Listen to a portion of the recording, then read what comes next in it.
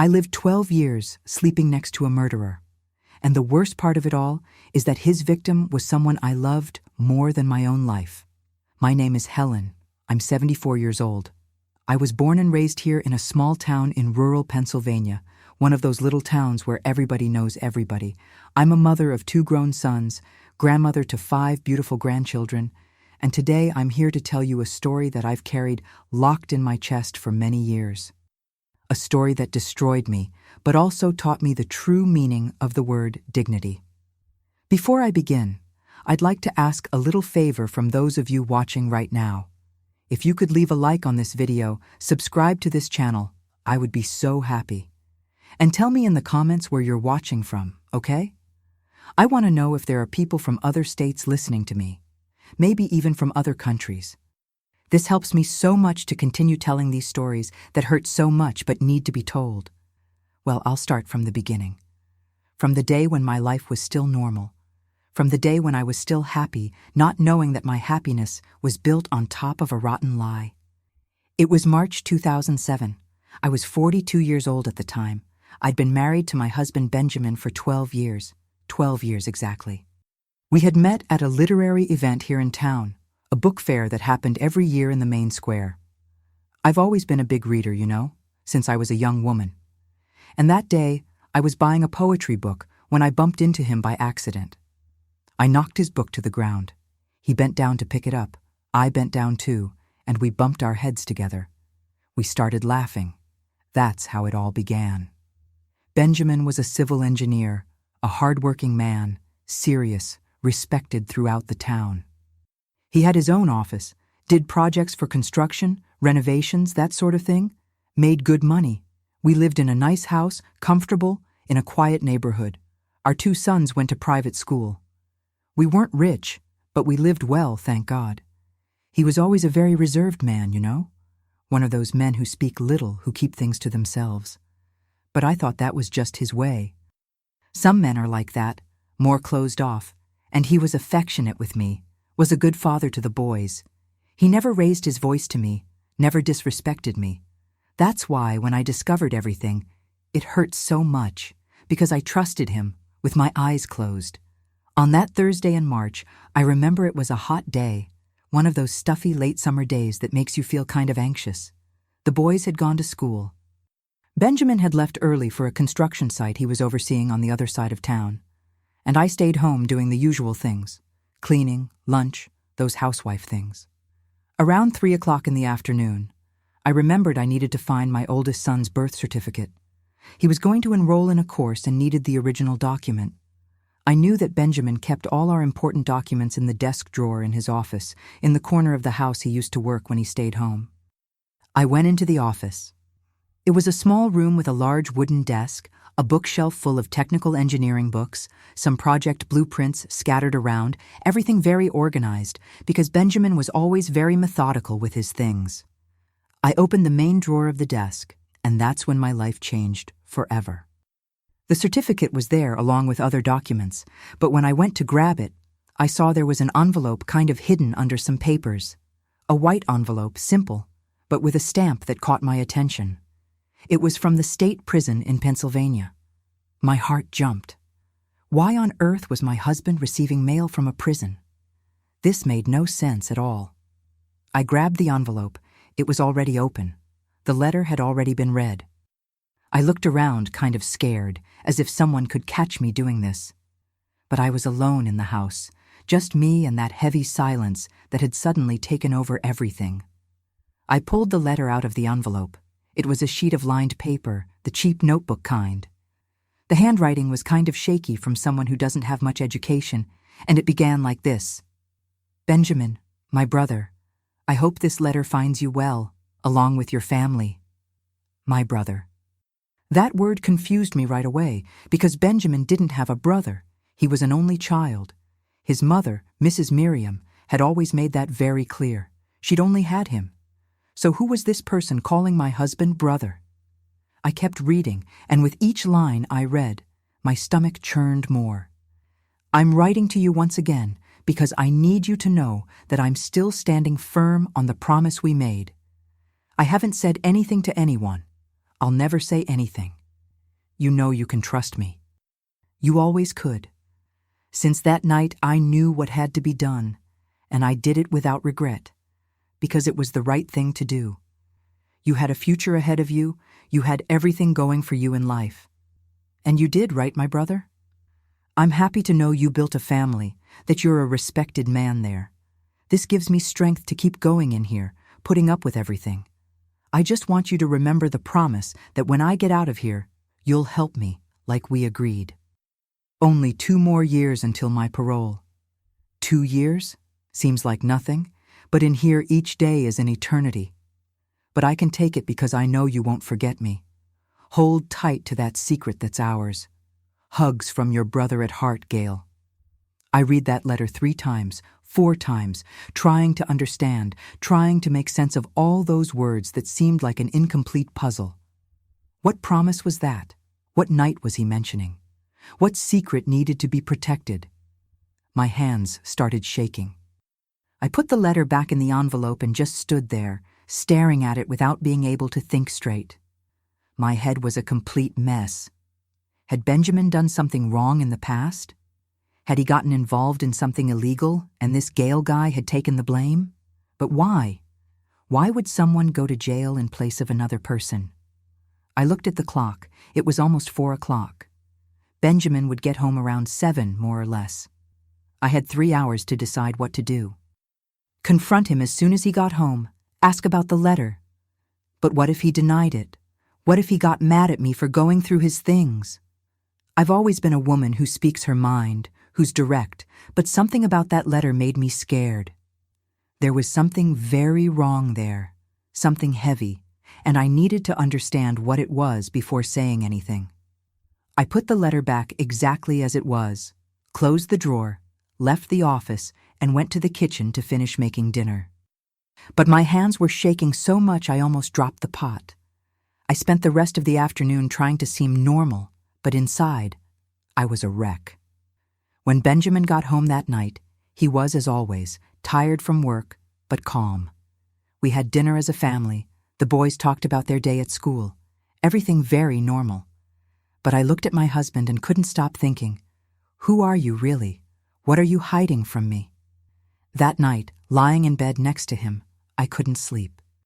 I kept staring at the ceiling, listening to his breathing, asking myself what kind of secret was so serious it needed to be kept under lock and key. And that phrase wouldn't leave my head. Since that night, I knew what had to be done. What night? What had happened? In the following days, I started paying attention to everything, to every move Benjamin made when he went to get the mail from the mailbox, when he stayed in his office with the door closed, when he answered the phone and spoke quietly.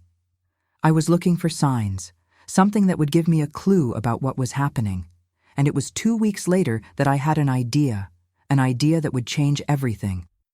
I was going to start intercepting these letters before he did. I was going to read them first.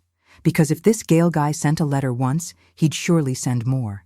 And the more letters I read, the more clues I'd have to put this puzzle together. That's when my personal hell began. Every day, as soon as the mailman passed, I'd run to the mailbox before Benjamin got home. I'd look for any envelope from the prison. And when there wasn't one, I felt relieved and tense at the same time. Relieved because I didn't have to deal with another revelation. Tense because I knew sooner or later another one would come. And it did. A month after the first letter, there was another envelope there. From the same prison, same sender. Gail Ferreira Silva. That was the full name that came on the back. I grabbed that envelope with my hands shaking again. I went into the house, locked the bathroom door, and opened it.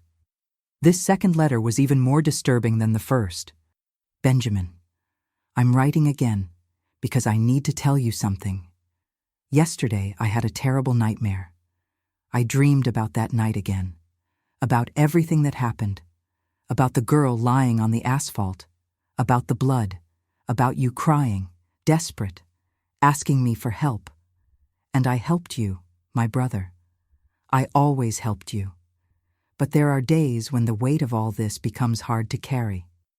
There are days when I wake up here in the cell and wonder if it was worth it, if you really deserved for me to do what I did, because you went on with your life and I stayed here locked up, paying for a mistake that wasn't just mine. You were there too. You were part of it too. But I took it all on by myself because we agreed it was better that way. Your mother promised she would take care of me when I got out. Promised that you guys would give me a chance to start over. I hope that promise is true, Benjamin, because I gave up 15 years of my life for you. 15 years. And when I get out of here, I won't have anything. No family, no future, nothing. I'll only have you and the promise we made. Don't disappoint me, my brother, Gail. I read that letter and my whole body went cold. A girl lying on the asphalt, blood, 15 years in jail. My God in heaven, what had happened? Had my husband hit someone with a car, killed someone, and this Gail had taken the blame for him? I sat there on the cold bathroom floor and started crying out of desperation, fear, confusion. Who was the man I had married? Who was the father of my children? I didn't know him. I didn't know anything. And the worst part is, I couldn't talk to anyone, couldn't unburden myself, because if I told someone, I'd have to explain how I found out. I'd have to admit I was reading the letters in secret. And more than that, I was afraid of what could happen if the truth came out. Could my husband be arrested? Would our family be destroyed? I kept the second letter along with the first, in a secret place that only I knew. Inside an old cookie tin that was on top of the kitchen cabinet, where I kept sewing thread and buttons. No one ever touched it there. It would be my hiding place. And that's how the most terrible months of my life began. Months of lies, of pretending, of carrying an immense weight on my back without being able to share it with anyone. I woke up every day, made coffee for my husband, kissed him at the door when he left for work, took care of the boys, made food, cleaned the house, all normal. But inside I was dying little by little, because every time I looked at Benjamin, I saw a stranger, a man I didn't really know, a man who kept a terrible secret, a secret of blood, of death, of cowardice. Because that's what it was, right? Pure cowardice. Letting another man pay for his mistake. Letting another man rot in jail while he lived his life peacefully, respected, happy. The letters kept coming, about one a month, more or less. Sometimes they took longer, sometimes two came in the same month. And I read them all, hid them all. And with each letter, a new piece of the puzzle was revealed, but also a new piece of me died inside. I wanted to confront him. God knows how much I wanted to. I wanted to throw those letters in his face and scream, "Who did you kill? Who was that girl? What did you do?" But I was scared of the answer, because as long as I didn't know the complete truth, there was still a thread of hope that maybe, just maybe, it wasn't as bad as I imagined. But deep down, I already knew. I already knew it was worse. Much worse. 6 months passed since I read the first letter. 6 months living a lie. 6 months pretending everything was fine, while inside I was falling apart. And in that time, I collected 8 letters. 8 letters that I kept in that cookie tin like they were evidence of a crime. Because they were, right? They were proof that my husband had destroyed someone's life and let another man pay the price. But I still didn't know the details, still didn't know who the victim was, still didn't know exactly what had happened that night that Gail mentioned so much. And this was killing me inside, because our imagination is worse than reality, you know? I kept creating scenarios in my head, each one more terrible than the last. It was in September 2007 that I decided I needed to dig deeper. I couldn't just keep waiting for letters to arrive. I needed to investigate. I needed to discover the truth for myself, because otherwise I was going to go completely crazy. I started with the internet. Back then, the internet wasn't as complete as it is today, but there was already quite a bit of stuff. I sat at the computer in the living room on a day when Benjamin had traveled to Pittsburgh for a big project he was working on there. The boys were at school. I had the house to myself and a few free hours. I typed the full name that came on the letters, Gail Ferreira Silva. I pressed the search key and waited with my heart racing. Some results appeared. Old digitized newspaper articles, I clicked on the first one. Young man sentenced to 15 years for vehicular manslaughter in fatal accident. The article was from 1992, 15 years before that date. I started reading and each word was like a punch to the stomach. Gail Ferreira Silva, 22 years old, was sentenced yesterday to 15 years in prison for the vehicular manslaughter of Letitia Marcus Anderson, 19 years old, which occurred in the early morning hours of August 14, 1992. According to the case, Silva was drunk behind the wheel when he lost control of the vehicle on Acacia Avenue and hit the victim who was walking on the sidewalk. Letitia died at the scene. Silva initially fled, but turned himself in to police 3 days later, accompanied by a lawyer. During the trial, he declared deep regret and assumed total responsibility for what happened. I stopped reading. My vision became blurred. My heart was beating so hard I could hear the sound of it in my ears. Letitia Marcus Anderson. Letitia. That name I knew so well, that had marked my life forever. No, it couldn't be. It couldn't be my Letitia, my little sister, my baby sister, who had died in a car accident when she was 19 years old. In August 1992. On August 14th. My hands started shaking so much I could barely hold the mouse. I clicked on another article and another and another. They all talked about the same accident, the same name. Letitia Marquez Anderson, my sister. I got up from the chair so fast it fell backwards. I ran to the bathroom and threw up. I threw up everything I had in my stomach.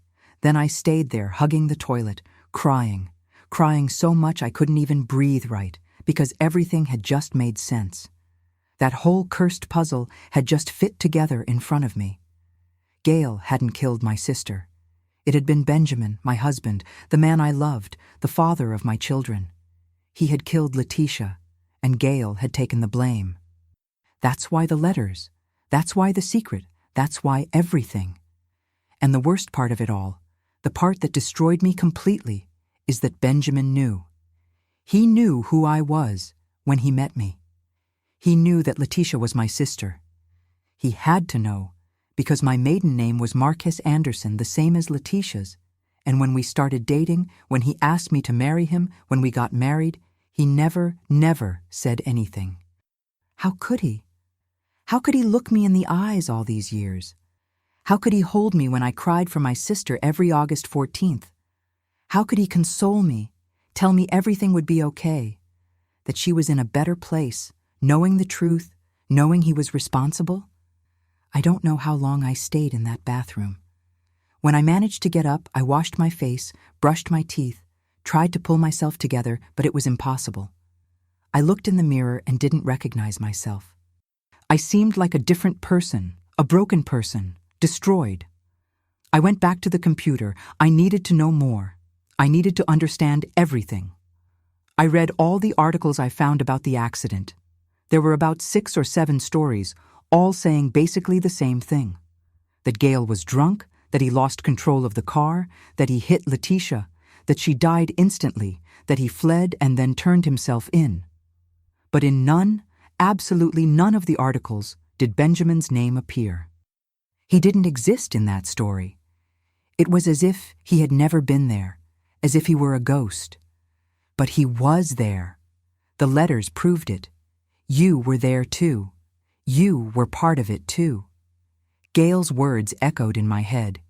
He had taken the blame alone for something both of them had done, or worse, that maybe only Benjamin had done. I needed to know more. I printed all the articles. I kept them together with the letters in the cookie tin and decided I was going to look somewhere else. A place I had avoided for years, the attic. When we had bought that house 10 years ago, Benjamin had insisted on storing some of his old things in the attic. Sealed cardboard boxes that he said were from when he was younger, old documents, things he didn't use anymore but wanted to keep. I had never touched them there. I respected his space. But now I didn't respect anything anymore. I needed the truth, whatever it cost. I waited until the next day. Benjamin left for work early, as always. The boys went to school, and I, with a flashlight in hand and my heart in my mouth, climbed the stairs that led to the attic. It was a cramped place, full of dust, poorly lit. There were about 4 or 5 cardboard boxes stacked in the corner. I started with the first one. It was old clothes, shirts, pants, things from when he was younger, nothing important. The second box had books from his college, notes, papers, also nothing much. But when I opened the third box, I knew I had found what I was looking for. There at the bottom, under some old notebooks and some old photos, there was a blue plastic folder. I opened the folder, and inside were old newspaper clippings, all carefully cut out and saved. All about the accident, about Letitia, about Gail being convicted. My husband had kept the clippings, had kept them for 15 years. As a memory, as remorse, I don't know. I just know that there was the physical proof that he had never forgotten, that this had stayed with him all this time. But there was more. At the bottom of the folder there was a photo, an old photo, kind of yellowed. It was of 4 young guys, must have been in their early 20s. They were hugging, smiling, seemed to be at a party. I recognized Benjamin right away. He was one of the younger guys with more hair, but it was him. And next to him, with his arm around his shoulder, was another guy. I turned the photo over. On the back, in handwriting I recognized as Benjamin's, it said, "Me, Gail, Marcus, and Junior, engineering graduation December 1991. They were friends, college friends. The story was starting to come together in my head. They were together that night, the 2 of them, maybe even the 4 who were in the photo. But something happened, and Gail took it on alone. I sat there on the dusty floor of the attic with that photo in my hand and tried to imagine how it had been. I tried to imagine that night in August 1992. 2 young guys recently graduated, probably celebrating something, drinking, having fun, and suddenly the accident. My little sister walking on the sidewalk, coming home from a party with friends. The out-of-control car, the impact, her body lying on the ground, the blood. And Benjamin, desperate, too young to deal with that, scared, with his whole life ahead of him, the scholarship he had just gotten, the promise of a brilliant future as an engineer, everything threatened by one mistake, one moment of carelessness. And Gail, the loyal friend, the friend who didn't have as much to lose, who had gotten into trouble before, who had some minor juvenile records, who looked at his friend and said, "I'll take it. I'll say I was driving. You have a future." I have nothing. I'll take it. And Benjamin's family, rich enough to pay good lawyers for Gail, to make a deal, to promise to take care of him when he got out. 15 years. 15 years of a man's life in exchange for another's future. I stayed there in the attic until it got dark. When I came down, I was decided. I needed to confront someone, but not Benjamin, not yet. I wasn't ready to look him in the face and hear the truth from his mouth. I needed more confirmation. I needed to be absolutely sure before destroying everything, and I knew exactly who to talk to. Mrs. Miriam, my mother-in-law, Benjamin's mother. She knew. I was sure she knew. The letters mentioned that she had promised to take care of Gail, that she had been part of the deal. She had the answers I needed. It was on a Saturday afternoon that I showed up at her house without warning. Benjamin had taken the boys to play soccer at the club. I said I had a headache and was going to stay home resting. But as soon as they left, I got in the car and went straight to Mrs. Miriam's house. She lived alone in a big house in a nice neighborhood in town. She'd been a widow for about 5 years, an elegant woman, always very well put together, one of those who care a lot about appearances. When she opened the door and saw me, she was surprised. "Helen, what a surprise! Did something happen?" I entered the house without waiting for an invitation, without any ceremony. She immediately noticed something was wrong. She followed me to the living room worried. "Sit down," I said. My voice came out harder than I intended. "We need to talk." She sat slowly in the armchair, looking at me with those eyes of hers that suddenly seemed scared. I stood in front of her with my arms crossed. "Who is Gail Ferreira Silva?" I saw the color drain from her face. I saw her swallow hard. I saw her hands grip the arms of the armchair.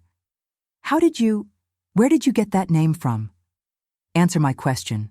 Who is he? She looked away, looked at the window, at the floor, anywhere but at me. And that silence of hers was the confirmation I needed. She knew. Of course she knew.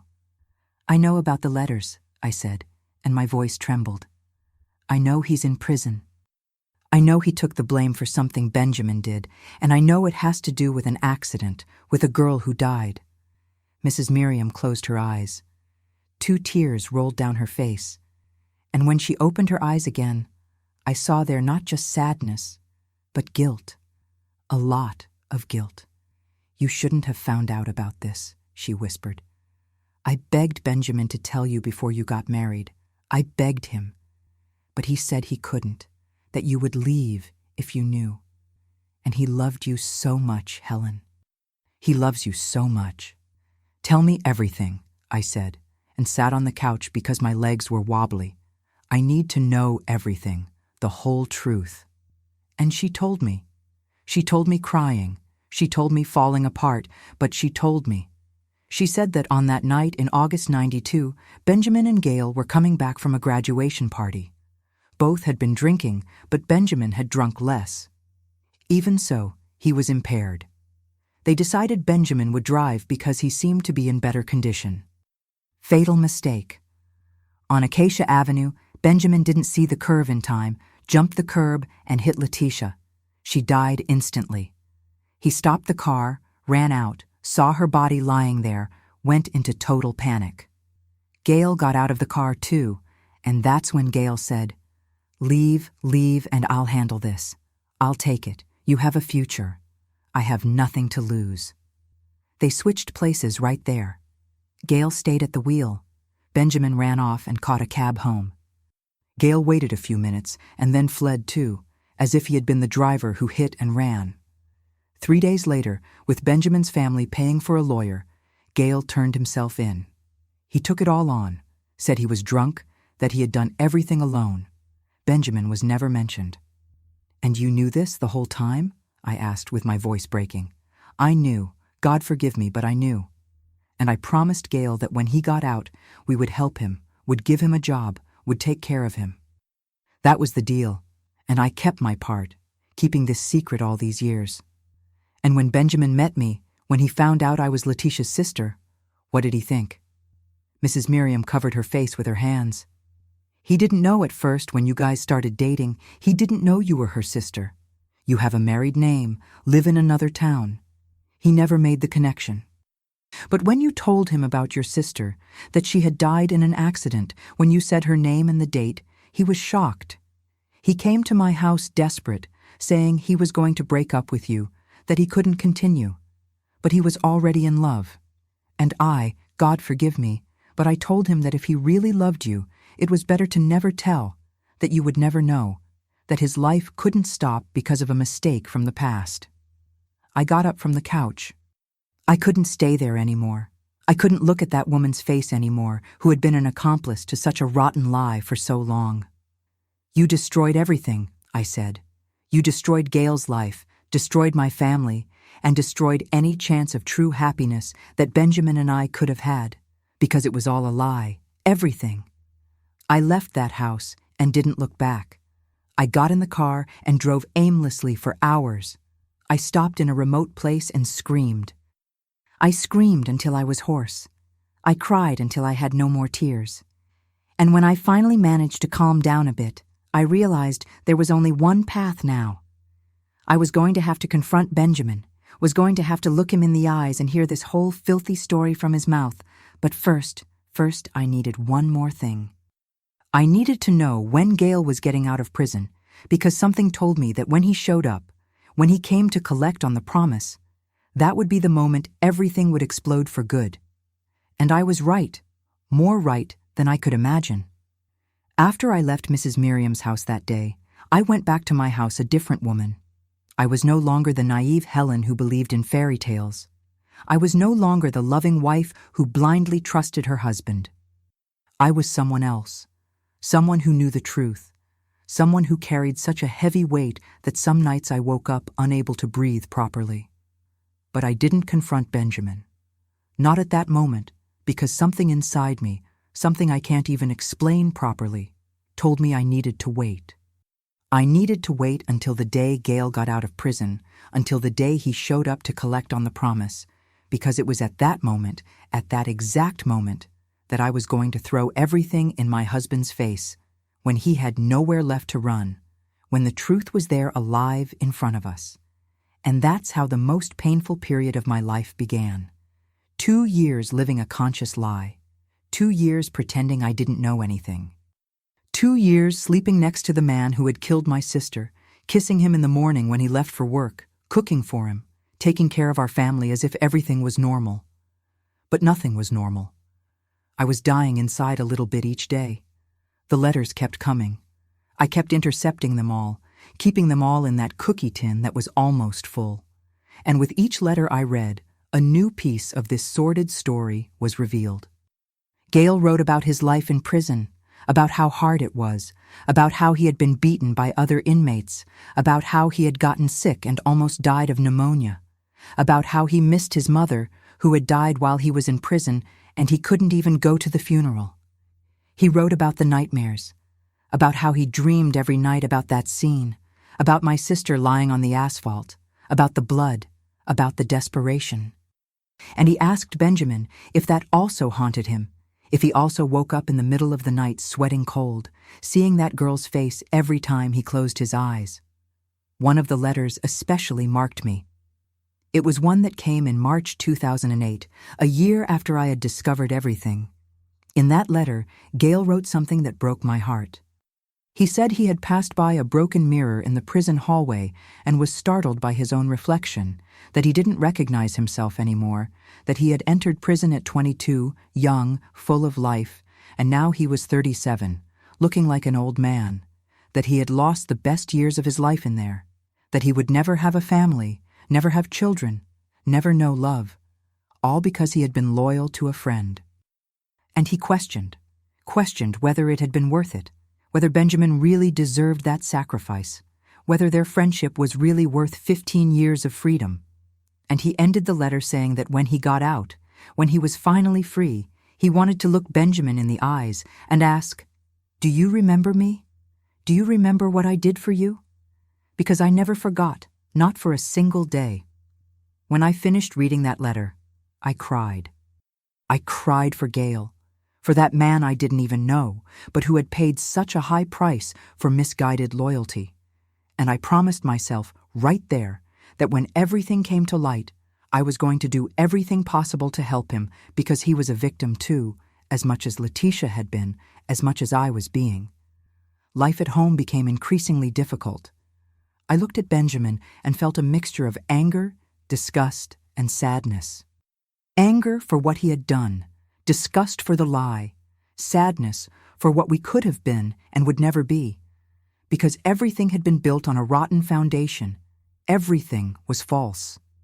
There were nights when he tried to hug me in bed, and I made up excuses.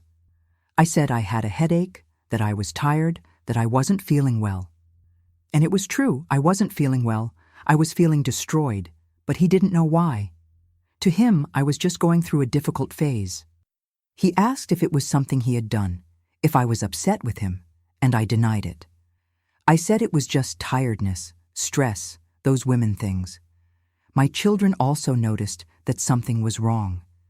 The oldest, who was already 15 at the time, asked me once if Dad and I were fighting. I forced a smile and said no, that everything was fine, that he shouldn't worry. But I saw in his eyes that he didn't believe it. Children feel these things, you know. Children notice when their mother isn't well. There were moments when I almost gave up, almost threw everything out there and told the truth, because carrying that alone was killing me. I lost 20 pounds during that period. I stopped sleeping properly. I lived with deep, dark circles with pale skin. People asked if I was sick, and I was. I was sick in my soul. But I held on. I held on because I knew it wouldn't be long. Gail's letters became more frequent as the date of his parole approached. He wrote about his plans for when he got out, about how he wanted to work, rebuild his life, maybe even study something.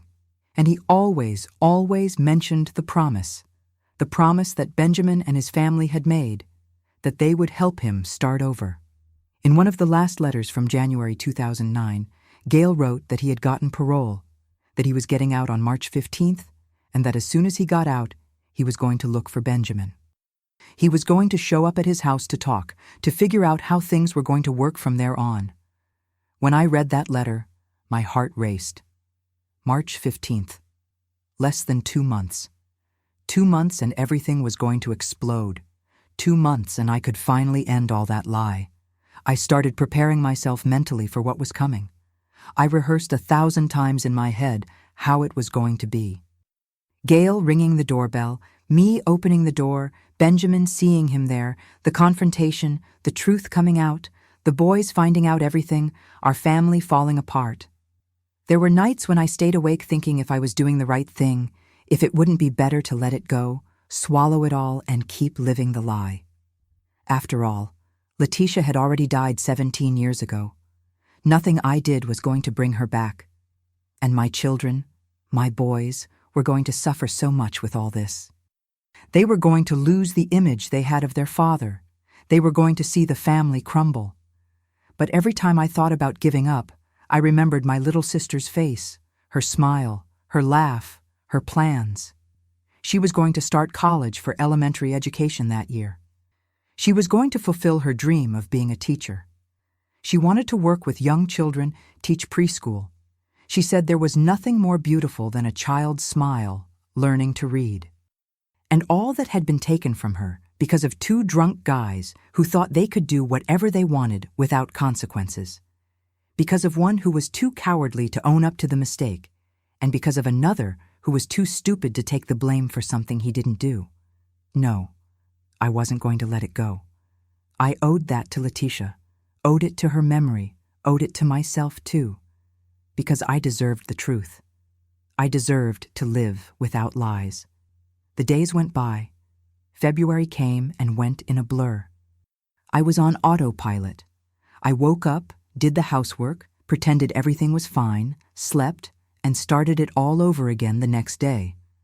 Benjamin tried several times to talk to me, asked if I wanted to go to a doctor, do some tests, see if everything was okay with my health. I refused. I said it was just a phase that would pass. And then March came. March 2009, the month that was going to change everything. On March 10th, the last letter from Gail arrived.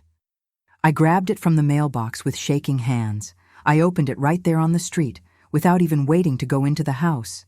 He said that in 5 days he would be free, that he could hardly believe it, that after 17 years he was finally going to step outside that prison, and that the first thing he was going to do was go to Benjamin's house. He even gave the exact address, saying a social worker had helped him locate where we lived. And he set the date, March 20th, a Friday, at 3 o'clock in the afternoon, he was going to show up.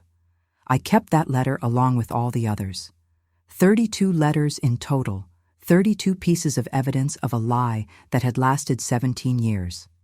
And I marked on the calendar, March 20th, Friday, 3 o'clock in the afternoon, the day my life was going to turn completely upside down.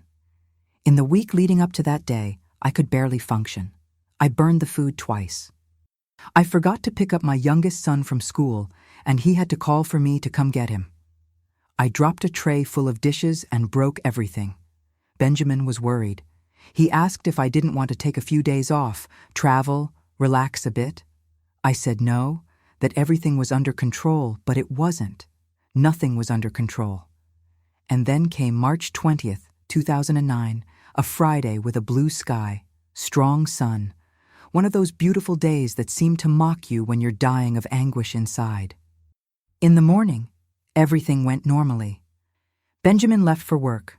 The boys went to school. I stayed home trying to do the usual things, but all I could think was, in a few hours he's going to arrive. In a few hours, everything is going to end. At noon, I ate lunch alone. I couldn't eat almost anything. My stomach was churning. At 1 o'clock, I took a shower, got dressed as if I were preparing for some important event. in a way, it was the most important event of my life in recent years. At 2 o'clock, I sat in the living room and waited. I grabbed the cookie tin with all the letters and left it on the coffee table. I was going to need them. I was going to use them all as evidence. Benjamin usually got home around 6 in the evening, so he wouldn't be here when Gail showed up. But that was okay. I was going to receive Gail alone, was going to talk to him and hear his version. And then, when Benjamin arrived, I was going to confront them both together. 2:30, my heart was already beating so hard I could hear the pulse in my ear. I got up, sat down, got up again, went to the kitchen to get water, came back to the living room, looked at the clock. 2:45. 2:55. I looked out the window. The street was empty, quiet, normal, as if this were just any day, as if my life wasn't about to collapse. And then, exactly at 3 o'clock, I saw a man getting off a bus on the corner. A thin man, very thin, with simple clothes, a small backpack on his back. He looked at the paper he had in his hand, checking something. Then he looked at the house numbers and started walking toward my house. I stood there, watching through the window, seeing him approach. He walked slowly, as if each step cost him immense effort. When he got close, I could see his face better. He was a man of about 37, 38 years old, but looked much older. His hair was already starting to turn gray, his skin was marked, his eyes sunken, with that look of someone who's seen too much. He stopped in front of my house gate, checked the number, took a deep breath, and rang the doorbell. I didn't move. I stood there frozen, looking at the door. The doorbell rang again and again, until finally my legs obeyed and I walked to the door. I opened it slowly, and there he was, Gail Ferreira Silva, the man who had spent 17 years of his life behind bars for a crime he didn't commit. The man who had sacrificed everything for a friendship. The man who, without knowing it, had become an essential part of my personal tragedy. He looked at me, confused. He was expecting Benjamin, of course. "No," I managed to say, even with my voice shaking. "Benjamin's not home right now. But come in. We need to talk because I know everything." I saw his face go pale, saw his eyes widen. And in that moment, when he entered my house and I closed the door behind him, I knew there was no turning back.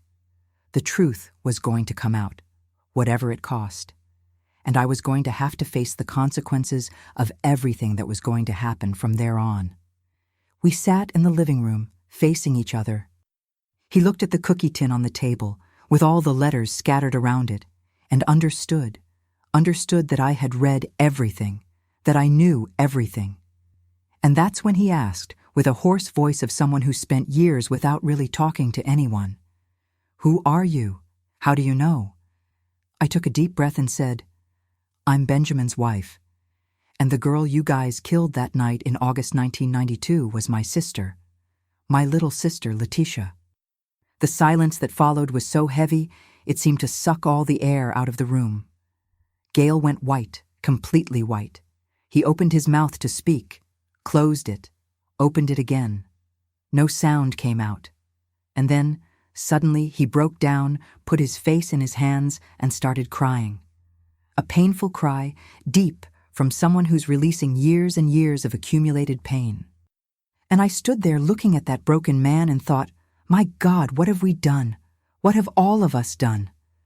We stayed there sitting in my living room for I don't know how long. Me looking at that destroyed man crying in front of me. Him looking at his own hands as if he didn't recognize them. The wall clock marked the time passing, but it seemed like the world had stopped at that moment. When he finally managed to control himself a bit, he wiped his face with the back of his hand and looked me in the eyes. And what I saw there broke my heart. It wasn't anger, it wasn't revolt, it was just a deep sadness, ancient, the kind that lives inside you and never completely goes away. He started talking. His voice came out low, hoarse, full of pauses. He said that on that night in August '92, they had gone out to celebrate. Benjamin had gotten a full scholarship at a big engineering company. It was his dream, the golden opportunity he had waited for his whole life.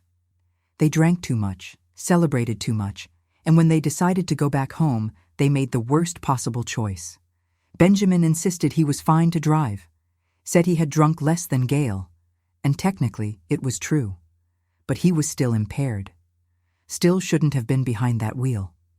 But Gail, who was also drunk, believed him, got in the car, and they left.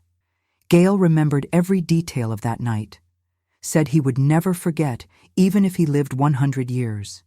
He remembered the song that was playing on the radio. He remembered the warm wind coming through the open window. He remembered laughing at some joke Benjamin had told. And then suddenly the curve. Benjamin losing control, the car jumping the curb, the sound of impact, a sound he said he still heard every day in his head. They stopped the car, got out running, and saw her, my little sister, lying there on the ground, her eyes still open but already lifeless, the blood forming a dark pool around her head. And Benjamin went into total panic. He started screaming, crying, saying his life was over, that he was going to jail, that he was going to lose everything. The scholarship, the future, everything. Gail said that in that moment, seeing his friend desperate like that, he made the decision. He told Benjamin to leave, catch a cab, go home, that he was going to take it, that he was going to say he was driving alone, because Benjamin had family, had a future, had everything, and he, Gail, had nothing. He was the son of a poor family, already had some minor problems with the law for youthful stupidity. Didn't have great prospects in life. It seemed to make sense at that moment. It seemed like the right thing to do. So Benjamin left, and Gail stayed there next to my sister's body, waiting a few minutes to give Benjamin time to disappear. Then he got in the car and drove away. He left the car parked somewhere else and walked home. 3 days later, with a lawyer paid for by Benjamin's family, he turned himself in, confessed everything, took the blame alone. And in the following 17 years, he paid. Paid with his freedom, paid with his youth, paid with his health, paid with his dignity, because prison is no place for anyone, you know? He told me about the beatings he took, the times he went hungry because the food was stolen by stronger inmates, the illnesses he caught, the loneliness, the desperation of being locked in that place day after day, knowing that outside life continued and he was missing everything. His mother died when he had served 8 years of his sentence, cancer. He couldn't go to the funeral, didn't even have the right to say goodbye. He cried alone in his cell, hugging his pillow, while his mother's body was being buried without him there. He said that was the day he almost gave up, almost killed himself. Seriously thought about ending it all. Because why continue? Why endure all that if his mother wasn't even alive anymore to see him get out of there one day? But he didn't. He continued because he had the promise that Benjamin's family had made, that when he got out they would help him, would give him a job, a chance to start over. That's what kept him alive. That's what made him wake up every day and not give up. The hope that one day he would get out of there and would have a new life waiting. As he spoke, I stayed quiet, just listening, just absorbing every word. And as he went on, one thing became clearer and clearer in my head. This man in front of me wasn't the villain. He was a victim, as much as Letitia, as much as me. He had been used, manipulated, convinced to throw his life away for someone who didn't deserve that sacrifice. When he finished telling it, he stayed looking at me, waiting for some reaction, waiting for me to scream, to curse, to send him away. But I didn't do any of that, because the anger I felt wasn't toward him, it was toward Benjamin. It was toward that man I called my husband, who slept next to me every day, who had built an entire life on top of 2 people's misfortune. I looked at the clock. 4:30 in the afternoon. Benjamin was going to get home in about an hour and a half, more or less. I looked at Gail and said, "You're going to stay here? You're going to wait for him to arrive, and we're going to settle this today once and for all." I saw fear pass through his eyes.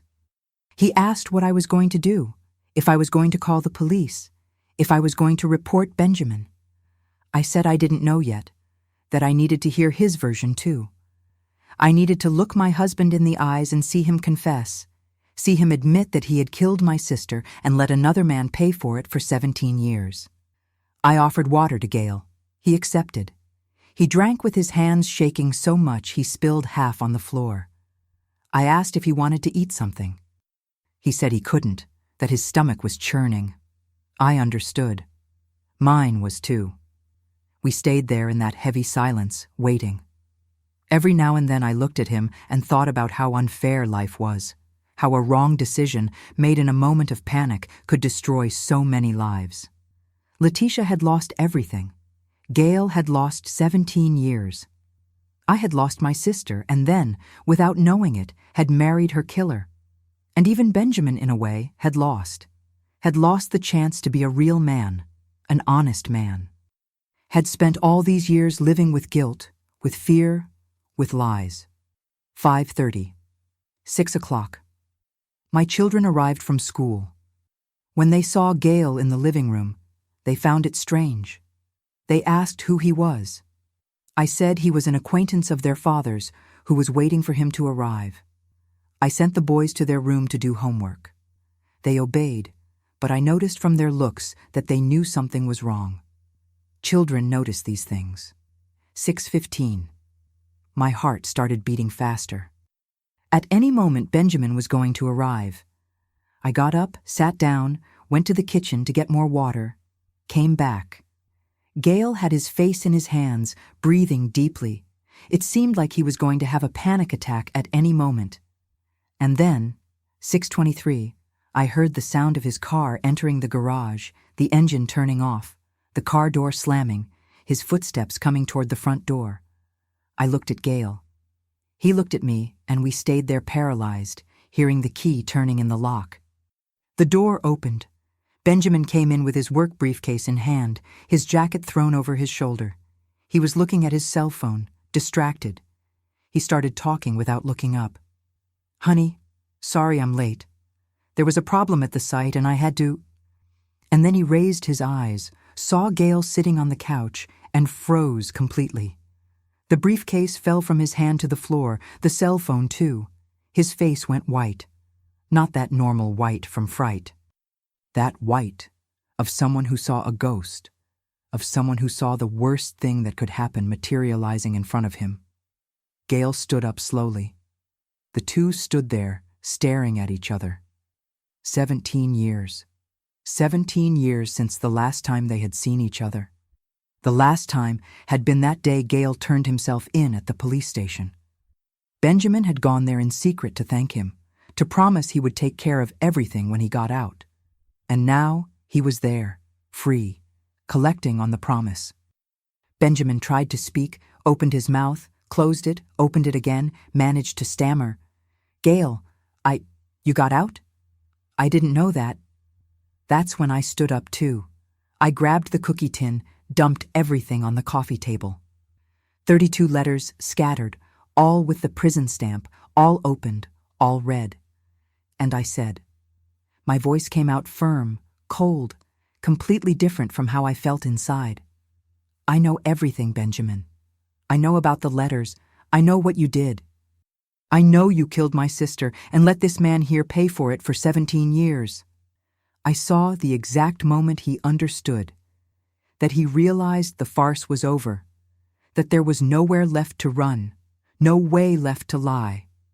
I knew everything, and I was there in front of him along with the living proof of his mistake. He looked at me, then at Gale, then at the scattered letters, and he collapsed, literally collapsed. His legs failed, and he fell to his knees there on the living room floor. He started crying, a desperate cry, with loud sobs, his whole body shaking. He kept repeating, "Forgive me, forgive me, forgive me," like a litany, as if he could erase 17 years of lies with 2 words. But I didn't respond. I stood there, looking at that man on the floor, the man I had loved, the man with whom I had built a family, the man who had been my rock, my safe harbor. And now he was there destroyed, showing who he really was beneath the mask. Gale also stayed silent, just watching. I think even he didn't expect to see Benjamin like that. So broken, so human, so pathetic. That's when Benjamin started talking. Between the sobs, between the tears, he started confessing. He said that not a day had passed, not a single day, without thinking about what he had done, that the guilt had corroded him inside all these years, that he saw Letitia's face every night when he closed his eyes, that he woke up in cold sweats, having nightmares about that night. And then came the part that destroyed me completely. He said that when he met me at that book fair, he didn't know who I was, had no idea. But when we started dating, when I told him about the sister I had lost in an accident, when I mentioned her name and the date, he was shocked. He found out I was the sister of the girl he had killed, and he thought about ending everything at that moment. Thought about leaving, about disappearing from my life. But he couldn't because he was already in love, had already completely surrendered to that feeling. And he convinced himself, God knows how, that maybe that was destiny, giving him a chance to redeem himself, to take care of the sister of the girl he had taken from the world, to make me happy as a way to compensate for what he had done. But he never had the courage to tell, never, because he knew that when I found out it would end, that I would leave, that he would lose everything again. So he kept it during the whole courtship, kept it during the marriage, kept it during the births of our children, kept it during 12 years of lies. And every time I cried for Letitia, every anniversary of her death that I felt sick, every photo of her I looked at with longing, he was there by my side, knowing he was responsible and pretending to console, pretending to care, when in reality he was just feeding his own guilt. When he finished talking, the silence in the room was deafening. I heard my own heart beating. I heard Gail's breathing. I heard Benjamin's muffled sobs, still on his knees on the floor. And it was at that moment that I made my decision. The decision I already knew deep down I was going to make, but that I needed to hear everything before. I needed to be absolutely sure. I looked at Benjamin, that broken man on my living room floor, and said, "Get up." He got up slowly, his face red, his eyes swollen, his nose running. He looked like a child being scolded, but he wasn't a child. He was a man in his 40s who had made conscious decisions that had destroyed lives. And then I said, "You destroyed everything. You took my sister from me, let this man rot in jail for a crime he didn't commit, and built our entire family on top of that lie. Do you think I'm going to forgive this? Think I'm just going to swallow it all and continue as if nothing happened?" He started talking again, begging, saying he loved me, that he always loved me, that he would do anything to fix it. Anything. But I cut him off. I said, "There's no fixing this. Some things, once broken, can never be fixed. And this here, this that we had, you broke it in a way that there's no going back." That's when I heard a noise behind me. I turned around. My oldest son was standing there at the living room door. He had heard everything. He was 17 years old, was practically a man already, and from the look in his eyes, from the way he looked at his father, I knew he had understood everything. He looked at Benjamin with a mixture of disappointment and disgust. Then he looked at me and, without saying anything, went back to his room. He slammed the door, and I felt my heart break a little more because my children were going to suffer from this too. They were going to carry the weight of knowing their father was a coward, a killer. Benjamin saw it too, saw his son's look and broke down again, because now it wasn't just me who knew, it was his son too. And soon it would be the other son. Soon it would be everyone. There was no going back anymore, no way to hide. And it was at that moment, with everything crumbling around us, that Gail finally spoke. He said he didn't want to destroy Benjamin's family, that he had only come to collect on the promise, that he just wanted a chance to start over, that he didn't want revenge, didn't want to see anyone suffer more than they had already suffered. But I looked at him and said, "Too late for that. The destruction already happened. It happened 17 years ago. We're just seeing the pieces now." And it was true. The bomb had exploded on that night in August '92. We had just lived all these years on top of the rubble, pretending everything was fine. But now the rubble had come to light, and there was no more pretending. That night, I didn't sleep. Couldn't. I lay in the guest room bed, because I wasn't going to share a bed with that man anymore, looking at the ceiling, reliving everything that had happened in those last hours. Gail had left around 8 at night. Before leaving, I held his hand and promised I would help, that he wasn't going to be left helpless, that somehow I was going to do what was right. He left my house with his eyes full of tears, thanking quietly. A man of almost 40, who seemed like a lost boy. Benjamin tried to find me about 5 times during the night. He knocked on the bedroom door, begged for us to talk, said he needed to explain better, that there were things I didn't understand. But I didn't open that door. There was nothing more he could say that would change anything. His explanations weren't going to bring my sister back, weren't going to give back 17 years to Gail, weren't going to erase the fact that everything we had built was a lie. The following days were a blur of pain. My oldest son didn't talk to his father, barely looked at him. The youngest didn't know everything yet, but he noticed that something very serious had happened. The house that used to be a home had become a silent battlefield where everyone walked on tiptoes trying not to explode. A week after that cursed Friday, I sat down with both boys and told them everything. Everything, really, because they deserved to know, deserved to understand why their family was falling apart. The oldest already knew, but hearing it from my mouth with all the details was different. The youngest, who was 13, cried a lot. He cried for the aunt he never met. He cried for the father he had idolized his whole life and now saw with different eyes. He cried for the family that was falling apart. And it was seeing my children suffering like that I was absolutely certain of my decision. I wasn't going to forgive, wasn't going to pretend it was possible to continue, because if I stayed, if I swallowed all that and moved forward with the marriage, I would be teaching my children that it's okay to lie, that it's okay to be a coward, that it's okay to destroy lives and then apologize as if that solved anything. And I wasn't going to teach that. I wasn't. 2 weeks later, I looked for a lawyer, a good lawyer, specialized in divorce. I told the whole story. He was shocked. He asked if I wanted to prosecute Benjamin criminally too, since technically his crime hadn't completely prescribed yet because of the circumstances. I thought a lot about this, a lot really, but I decided no. Not because he deserved to get away with it, he didn't deserve it, but because my children didn't deserve to see their father being arrested. They were already going to suffer too much with the divorce, with the separation, with all the truth coming out. Putting their father in jail was going to be too much, was going to destroy them completely. So I focused on the divorce. I asked for the house, asked for child support for the boys, asked for half of everything we had built together over the years. And I made it very clear to the lawyer, I don't want negotiation. I don't want a friendly settlement. I want everything that's rightfully mine by law because I spent 12 years of my life building a family with this man. 12 years taking care of his house, his children, being a dedicated wife. And I found out it was all a lie.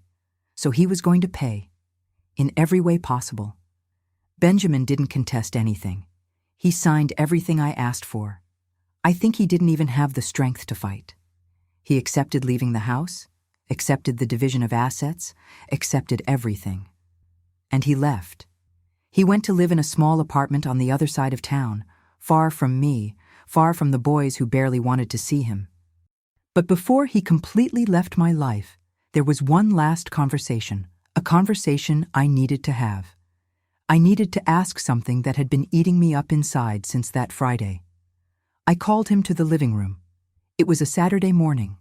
The boys had gone to spend the weekend at my mother's house. It was just the two of us in that house that was no longer ours. I sat in front of him and asked, "Did you ever really love me? Or was I just a way for you to try to forgive yourself for what you did?" I saw him swallow hard, saw tears fill his eyes again, and he answered with a broken voice, "I loved you. God is my witness that I really loved you. But I can't say where the love ended and the guilt began. I don't know if I could separate the two things. Maybe I loved you precisely because you were her sister, as if by taking care of you, I could somehow compensate for what I did. I don't know. I don't know anything anymore.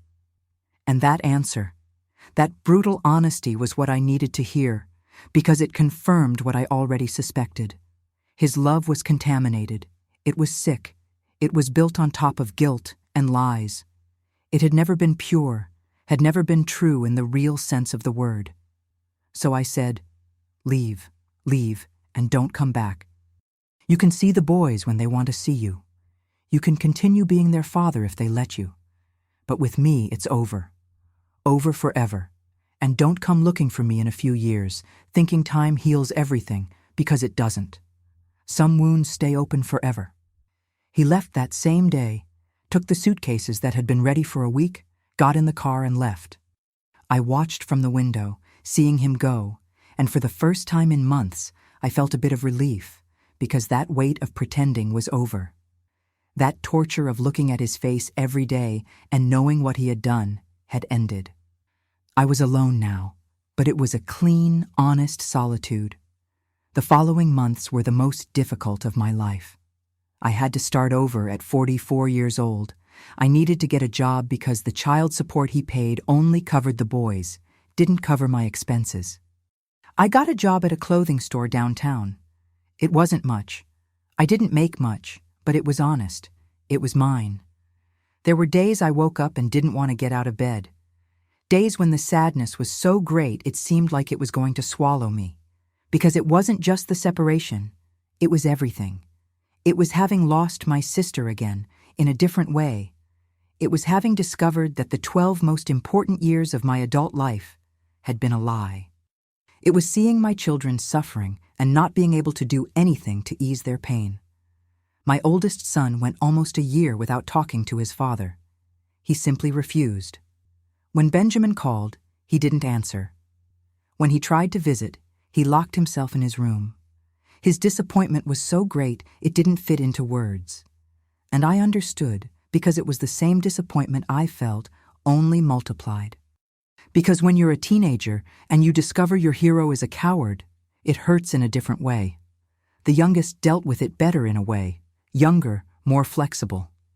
He continued seeing his father on weekends, but the relationship changed. It was never the same again. Because how do you look at your father the same way after knowing he destroyed so many people's lives? Meanwhile, I kept my promise to Gail. I used part of the money I got in the division of assets to help him. I rented a simple little room for him to live in. I bought clothes, basic furniture, the things he needed to start over. I helped him get a job at a mechanic shop. The owner was a friend of a cousin of mine. He agreed to give Gail a chance, even knowing he had spent years in prison.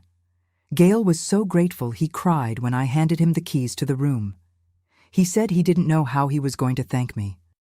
I answered that he didn't need to thank me for anything, that this was the least he deserved after everything he had been through. And more than that, it was the right thing to do, because he was a victim too. He had been manipulated, used, thrown away as if he were nothing. We saw each other from time to time. He came to my house for coffee.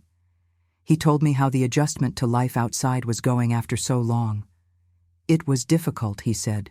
Very difficult. The world had changed so much. People walked around with those modern cell phones. Everything was internet. Everything was fast. He felt lost, as if he had parachuted onto a different planet. But he was trying. He worked hard at the shop. He saved every penny. He had plans to one day take a course, learn some better profession, and I admired that in him. I admired the strength he had to continue, to not give up, even after everything. One day he asked me if I had forgiven Benjamin, if one day I was going to forgive. I looked at him and answered honestly, "No, I haven't forgiven, and I'm not going to forgive. Some things have no forgiveness in this life, and what he did is one of them." Gail was silent for a while, then said, "I haven't forgiven either. I thought I was going to forgive when I got out, you know. I thought that after so long the anger would have passed, but it didn't. It's still here, stuck in my chest, and I think it's going to stay forever." And we understood each other in that moment.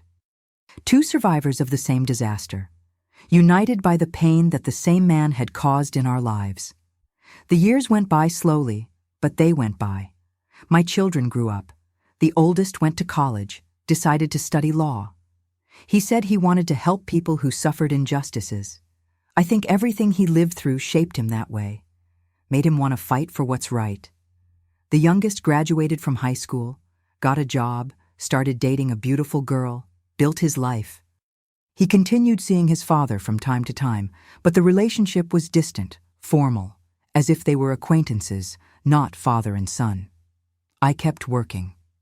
I left the clothing store and got a better job at a school, helping in the office. I liked being around children, seeing all that energy.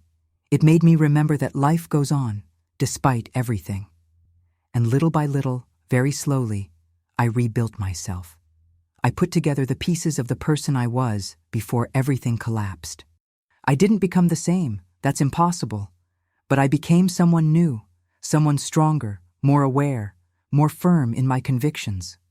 I learned that forgiveness isn't mandatory, that we can choose not to forgive and still move forward. We can choose not to carry anger every day, but also not erase what happened as if it didn't matter, because it did.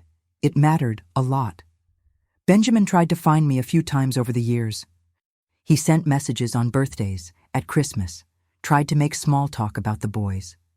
But I only responded what was necessary, polite but distant, because I had drawn that line and wasn't going to cross it. He was no longer part of my life, never would be again. Today, I'm 74 years old. It's been 28 years since that day my life changed completely. 28 years since I discovered the truth. And you know what I learned in all that time? I learned that we're stronger than we imagine, that we can survive things we think are going to kill us, that we can rebuild our lives even when it seems like everything's over, because it doesn't end. Life insists on continuing, on giving us new chances, new beginnings.